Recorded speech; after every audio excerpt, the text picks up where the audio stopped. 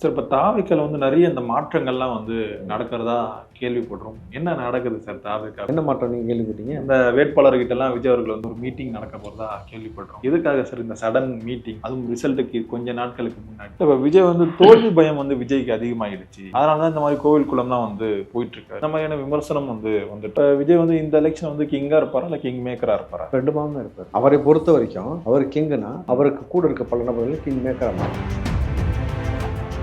விஜய் அவர்களுக்கு பெருசா ஓட்டே விழுகாத கூட்டமெல்லாம் ஓட்டா மாறுமான்னு கேட்டவன் ஒவ்வொருத்தனையும் நான் எடி ஓட்டை போட்டு அடிச்சிருக்காங்க. மக்கள் இன்னைக்கு விஜய் அவர்களுக்கு ஓட்டாகத்தான் எல்லாம் விழுந்திருக்கு. பெர்சன்டேஜ் வைஸ் நம்ம பார்க்கும்போது தெரியுதுன்னும் போது கருத்து கணிப்புன்ற பேர்ல பல நபர்கள் பல விஷயங்களை சொல்லிட்டு இருக்காங்கல்ல. எல்லாமே கருத்து திணிப்பு. அவன் சொந்தமா வச்சது பேசியிருக்கான். அதான் OMC சொன்னாரு, இருக்கிறது 234 தொகுதி, நீ என்னடா 300 தொகுதிக்கு சொல்லிட்டு உட்காந்துருக்கீங்கன்னு சொன்னாரா. புது எக்ஸ்ட்ரீம் லாஸ்ட் நிமிஷம் வரைக்கும் மட்டுப்படுத்தணும். அதை தாண்டி இப்படி அவர் ஜெயிச்சிருவாரு அப்படின்ற மாதிரி நிலவரம் இப்ப மாறிடுச்சுன உடனே பிஜேபி தான் அவர் ஜெயிக்க வைக்குது. அதான் ஒரு திருச்செந்தூர் கோயில் முடிச்சுட்டு சாய்பாபாட்ட போயிருக்காரு. சாய்பாபா கோயில் போயிட்டு அடுத்து வருவாரு. அதுக்குள்ளேயும் அது ஒரு பெரிய பிரளயமா பேசிட்டு இருக்காங்க. இப்ப திமுக நபர்கள் இப்ப கொடைக்கானல் இப்ப போயிட்டாக்கா தோல்வி பயம் இல்லையா? நடிக்கிட்டு தானே உட்காந்துருக்கீங்க. ஒருத்தர் நாட்டை விட்டே போயிட்டாரு, அதுக்கு நம்மளாம் ஊரை விட்டே ஓடி போயிட்டான்னு வச்சுக்கலாமா? ஒருத்தர் துபாய்க்கு போயிருக்காருல, குடும்பத்தோட ஊரை விட்டே ஓடி போயிட்டாருன்னு சொல்றதா? ஒரு விஷயம் மட்டும் அவங்களுக்கு தெரியும், அவர் தொற்ற மட்டும் கூடாதுன்னு தெரியும். தொட்டுட்டா தமிழ்நாடு தொடர்ச்சி எலெக்ஷனை சந்திச்சுக்கிட்டே இருக்கணும்னு தெரியும். நம்ம வெற்றி பெற்ற நபர்கள் என்னென்ன செய்ய வேண்டும், வெற்றியை தவற விட்ட நபர்கள் என்னென்ன விஷயத்தை செய்யிருக்கிறோம், கட்சியோட வளர்ச்சிக்கு நம்ம என்ன மாதிரியான வேலை பார்க்குறோம், நம்மளுடைய வியூகம் எந்த மாதிரி இருக்கும், நம்மளுடைய ஆட்சி முறையில் வரும்பொழுது முதல் கையெழுத்து எதுக்காக நம்ம போட போகிறோம், இதெல்லாம் ப்ரிஃபர் பண்ண போகிறோம்ன்ற மாதிரி பல கட்ட விவாதங்கள் நடப்பதற்கு இந்த நொடி வரைக்கும் வேட்பாளரை விலைக்கு வாங்க முடியல. புரியுதா உங்களுக்கு? இதற்கு பிறகு இந்த வேலையை செய்வதற்கான முனைப்பை காட்டுவாங்க. இது நம்ம விஜயகாந்த் அழிச்ச கதையும் பார்த்துருக்கிறோம். ஒரு பன்னாடெல்லாம் விசில எடுத்து சாக்கடைக்குள்ள போடுற மாதிரி பிள்ளைய வச்சே ஒரு வீடியோலாம் போட்டிருக்கிறான். இதெல்லாம் எவ்வளவு வக்கரத்தோடைய உச்சம்னு உங்களுக்கு தெரியும் இல்லையா? நீங்க அவரை தொடுறேன், அரெஸ்ட் பண்றேன், தனியாக தானே இருக்கிறாரு அப்படின்னு நினைச்சிட்டு இருக்காரு. 8 கோடி பேர் எங்க வேணாலும் இருப்பான். அவருக்கு ஒண்ணுனாக்கா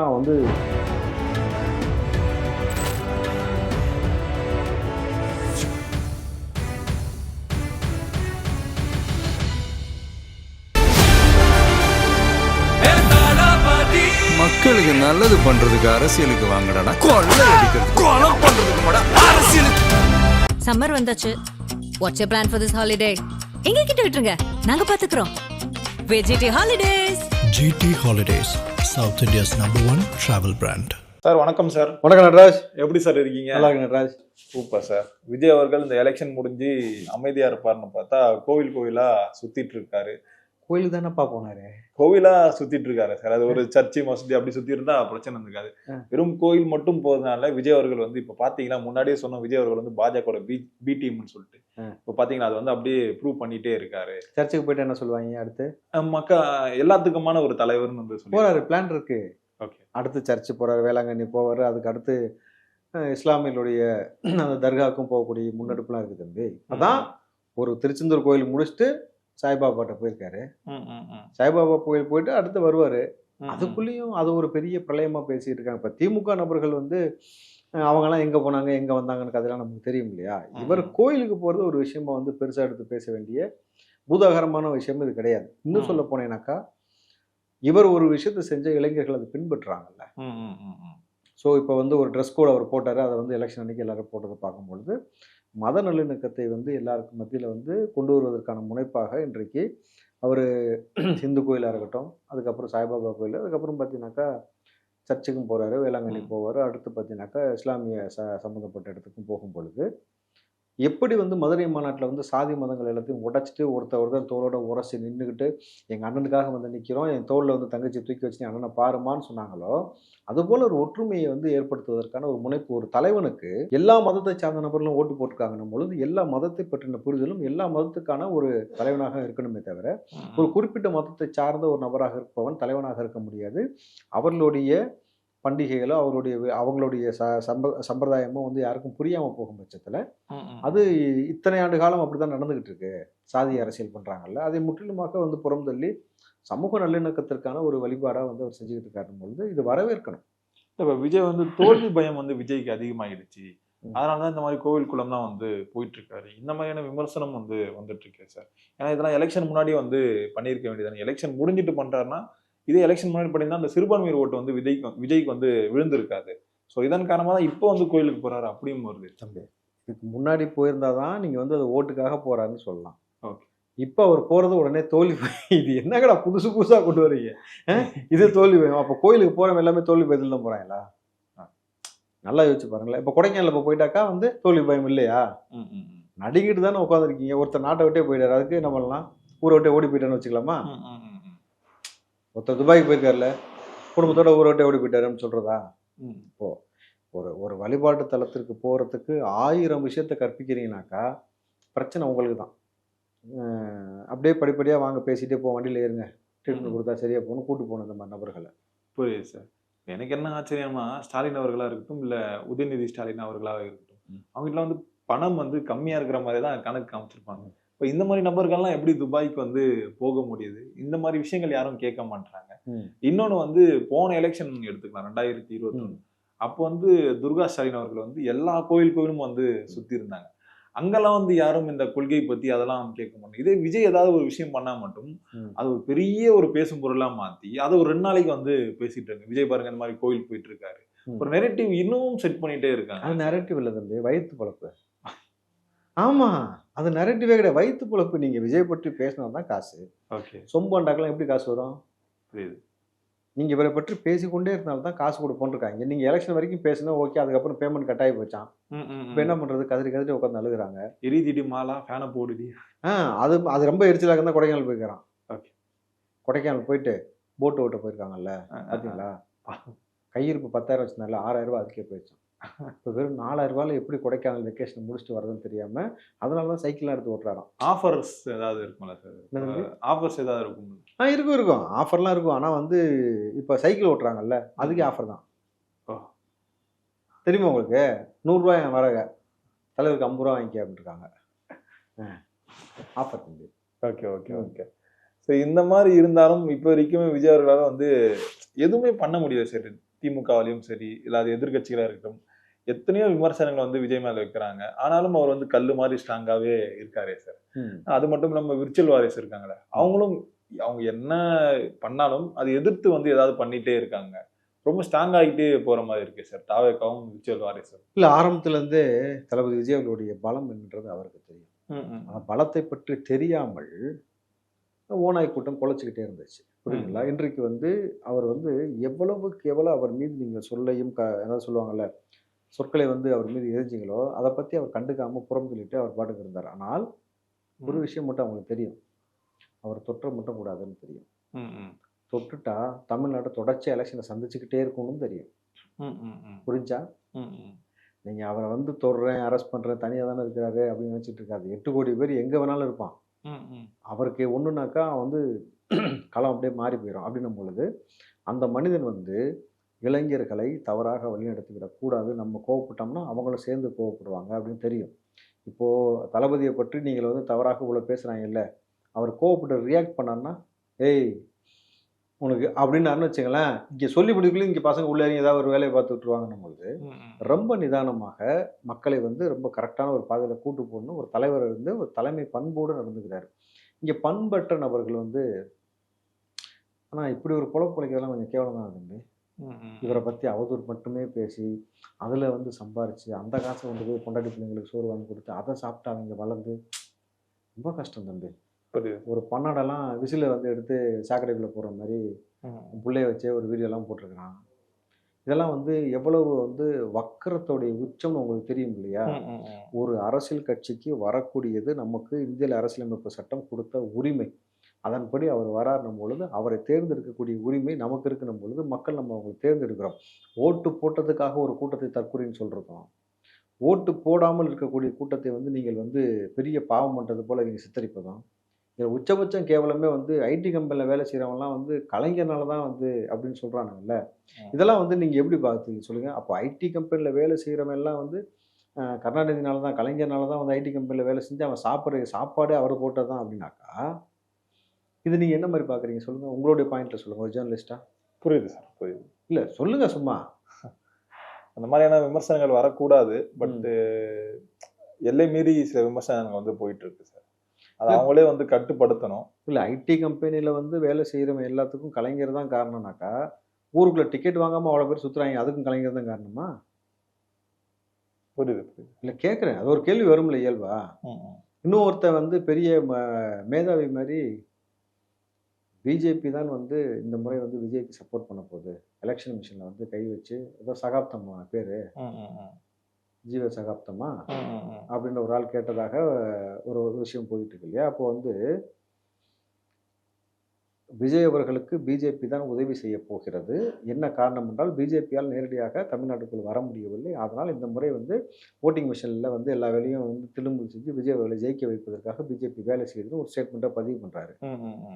அப்போ 2021 வந்து இதே மாதிரி பிஜேபி உள்ளே வர முடியலன்னு சொல்லி திமுகவை ஜெயிக்க வச்சது பிஜேபி தானா? அப்படிதானே இருக்கணும். அப்போ வந்து பிஜேபி வந்து பிற மாநிலத்திலாம் ஆட்சி செஞ்சுக்கிட்டு இருக்கிற பொழுது, பிற மாநிலங்களை அவனால் ஆட்சி செய்ய முடியுது. அப்போ தமிழ்நாட்டில் மட்டும் மற்ற ஆளை வந்து ஆட்சி செய்ய வச்சுட்டு உட்காந்துருக்கானா? இங்கே தமிழ்நாடுடைய களம் என்பது வேறு தம்பி. இங்கே வந்து எந்த அளவுக்கு தளபதி விஜய் அவர்கள் களத்துக்கு உள்ளே வந்ததுக்கு பிறகுதான் இவ்வளவு பேர் சுயமாக வேலை செஞ்சு பிழைக்காம அண்டி பிழைக்கிறது, முட்டு கொடுத்து பிழைக்கிறது, அவதூறு செஞ்சு பிழைக்கிறது அப்படின்ற நபர்கள் எவ்வளோ பேர் இருக்கிறான்றதே அடையாளப்பட்டப்பட்டாங்க. கரெக்டா? புரியுது சார். இப்போ தாவேக்கால வந்து நிறைய இந்த மாற்றங்கள்லாம் வந்து நடக்கிறதா கேள்விப்படுறோம். என்ன நடக்குது சார் தாவேக்காக்குள்ள? என்ன மாற்றம் நீங்கள் கேள்விப்பட்டீங்க? இந்த வேட்பாளர்கிட்ட எல்லாம் விஜய் அவர்கள் வந்து ஒரு மீட்டிங் நடக்க போறதா கேள்விப்படுறோம். எதுக்காக சார் இந்த சடன் மீட்டிங், அதுவும் ரிசல்ட்டுக்கு கொஞ்ச நாட்களுக்கு முன்னாடி? தலைவரே சொல்லுவார், நீங்கள் பாருங்களேன்.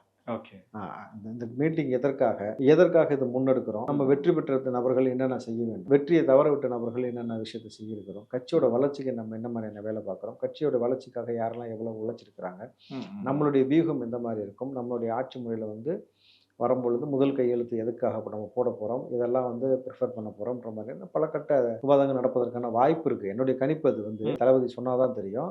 உங்களை மாதிரி நானும் வந்து ரொம்ப ஈகராக வெயிட் பண்ணிட்டு இருக்கேன் என்ன செய்ய போகிறாங்க அப்படின்னு. எல்லா கட்சிகளும் அமைதியாக இருக்கும் போது தாவேக்கா மட்டும் அடுத்தடுத்து அந்த வேலைகளை வந்து பண்ணிட்டே இருக்காங்க. கான்ஃபிடென்ட்டாக இருக்காங்க சார் தாவேக்கால இருக்க ஆட்கள். அது உங்களுக்கு தெரியுதா இல்லையா? தெரியுது. அதுக்காக அதுதான் வந்து எல்லா நபரும் வந்து என்னடா செய்ய போறோன்னு தெரியாம அடுத்து வந்து நம்ம என்ன பண்றோம்னு தெரியாம முழிச்சுட்டு இருக்கும் பொழுது எக்ஸாம் எழுதின பசங்களுக்கு தெரியும்ல, கண்டிப்பா நம்ம பாஸ் ஆயிடுவோம், எவ்வளவு மதிப்பெண் வரும், பர்சன்டேஜ் எவ்வளவு வரும்ன்றது நமக்கு தெரியும் பொழுது அதை நோக்கி அடுத்த கட்டம் என்ன பண்ணுவோம், +1 +2 முடிச்சிட்டோம்னா ஓகே அடுத்து எந்த காலேஜ் போகலாம், எந்த மாதிரி டிகிரி நம்ம சூஸ் பண்ணி வச்சோமோ அதை குறித்து போகலான்ற மாதிரி அடுத்த கட்ட நடவடிக்கை செய்வது போல தான் இதுவும். அவர் தளபதி ஆரம்பத்துலன்னு சொன்ன ஒரே விஷயம் தான், கான்ஃபிடென்ட்டாக இருங்க, வெற்றி நிச்சயம்ன்றது போல அதை நோக்கி பயணப்பட்டு இருக்கோம். நிச்சயமா மக்கள் வந்து கான்ஃபிடென்ட்டாக இருங்க, நல்லதே நடக்கும். புரியுது சார். அதே மாதிரி செங்கோட்டையனவர்களுக்கு மட்டும் இல்லாமல் இன்னும் சில பேருக்கு வந்து இந்த முக்கிய பதவிகள் வந்து கொடுக்குறாரு விஜய் அவர்கள். இந்த எலெக்ஷனுக்கு பிறகும் சரி, எலெக்ஷன் முன்னாடியும் சரி, இந்த கட்சியை இந்த ரொம்ப பலப்படுத்தணும், அந்த மாதிரியான இந்த மீட்டிங்ஸும் இந்த பேச்சுவார்த்தையும் நடந்ததா கேள்விப்படுறோம். ரொம்ப ரொம்ப நம்பிக்கையாக இருக்கக்கூடிய நபர்களுக்கான பதவி வந்து இன்னும் கூடுதலாக கொடுப்பதற்கான வாய்ப்பு இருக்குது, பொறுப்புகள் கூடுதலாக கொடுக்கக்கூடிய வாய்ப்பு இருக்குன்ற மாதிரி செய்தி தான் நானும் கேள்விப்படுறேன். அந்த மீட்டிங் வந்து ஒரு பெரிய இம்பாக்ட் வந்து ஏற்படுத்துன்னு நினைக்கிறீங்களா சார்?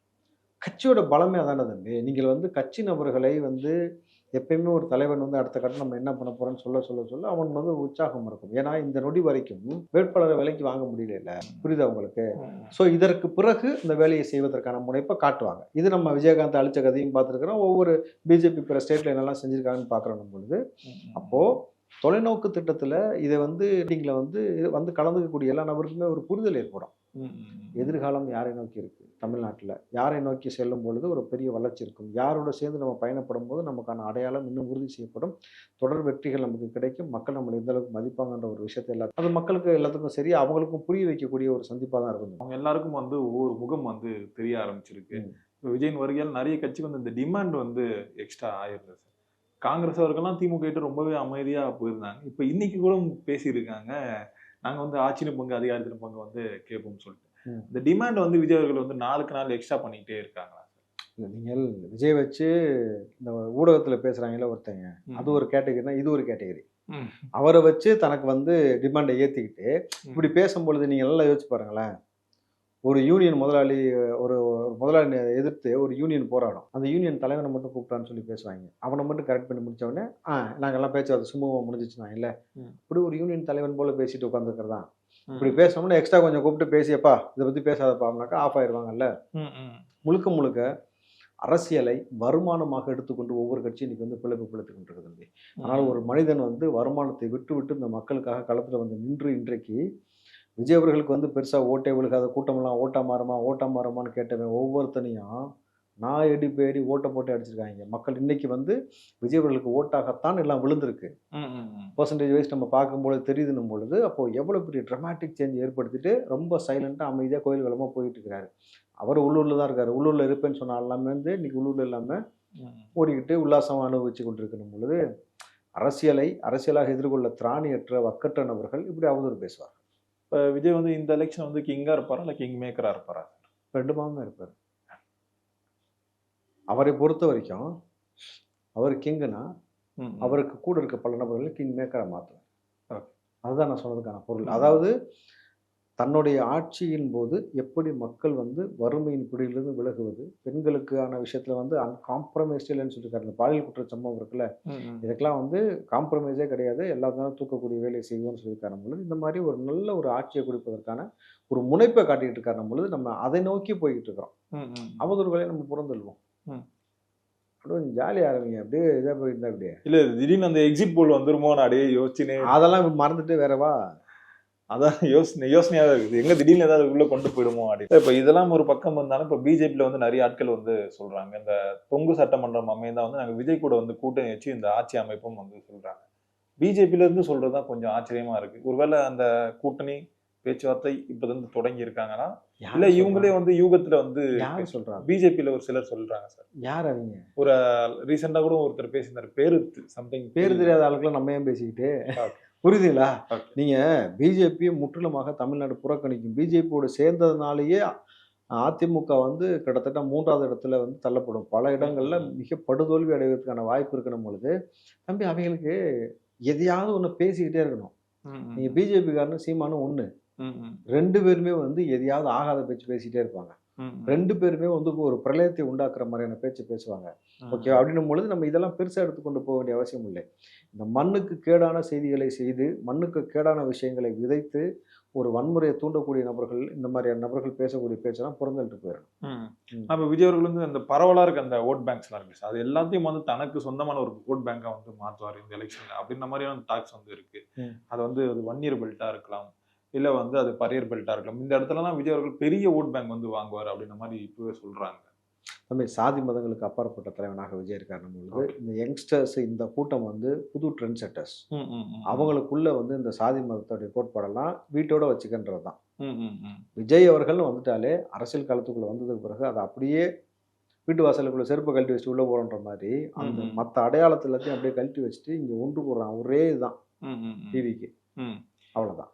விஜய் அவர்கள் இருக்கும் இந்த சென்னை சைடு இந்த சிட்டி சைட்ல தான் ஓட்ஸ் வந்து அதிகமாக வாங்குவார். இந்த ரூரல் சைட்லாம் இருக்குல்ல, அங்கெல்லாம் வந்து விஜய்க்கு வந்து இந்த ஓட் பேங்கே வந்து இல்லை அப்படின்ற மாதிரியான விமர்சனம் வருது. திருநெல்வேலியில கூட்டம் சம்பிச்சதை பார்த்தீங்களா? அப்புறம் இந்த ரூரல் கீரெல்லாம் கிடையாது. அவர் ஆரம்பத்துலேருந்து சொன்ன மாதிரி தான் எல்லார் வீட்டுக்குள்ளேயும் போயிட்டு தான் கட்சி ஆரம்பிச்சிடும் பொழுது நீங்கள் விஜய் அவர்களை இந்த கேட்டகரி அந்த கேட்டகரி பிரிக்க முடியாது. இன்றைக்கு கூட கருத்து கணிப்புன்ற பேரில் பல நபர்கள் பல விஷயங்களை சொல்லிட்டு இருக்காங்கல்ல, எல்லாமே வந்து கருத்து திணிப்பு. அவன் சொந்தமாக வச்சுட்டு பேசியிருக்கான். அதான் OMC சொன்னார், ஏண்டா இருக்கிறது 234 தொகுதி, நீ என்னடா 300 தொகுதிக்கு சொல்லிட்டு உட்காந்துருக்கீங்கன்னு சொன்னாரா? இவர்களுக்கு என்ன வேணுமோ அதை வச்சு பேசி டு தி எக்ஸ்ட்ரீம் லாஸ்ட் நிமிஷம் வரைக்கும் மட்டுப்படுத்தணும். அதை தாண்டி அப்படி அவர் ஜெயிச்சிருவாரு அப்படின்ற மாதிரியான நிலவரம் இப்போ மாறிடுச்சுன உடனே பிஜேபி தான் அவர் ஜெயிக்க வைக்கிறதுன்னு இப்போ அடுத்த நரேட்டிவ் எடுத்துட்டு வரானுங்களா? அப்போ ஆக மொத்தத்தில் நிலவரம் என்னன்றதை அவங்களுக்கு புரியுதா இல்லையா? மிகப்பெரிய கலவரமாக தான் இருக்கு. நிலவரத்தை பொறுத்த வரைக்கும் திமுக அதிமுக வந்து படுதோலி அலைய போகுதுன்னும் பொழுது அவர்கள் இப்படி அவதூறை மட்டும்தான் பேசுவாங்களே தவிர அறிவு சார்ந்து அறம் சார்ந்து நாங்கள் திருடவே இல்லை, திருடாத ஒரு ஆட்சி செஞ்சுருக்கிறோம், இனிமேல் திருட மாட்டோன்னு ஒரு வயலால் சொல்ல முடிஞ்சா? அவ்வளோதான். சில பொறுத்திருந்து பார்ப்போம் சார் என்ன நடக்குதுன்ட்டு. நேரம் கொடுத்ததுக்கு ரொம்ப நன்றிகள் சார். நன்றி.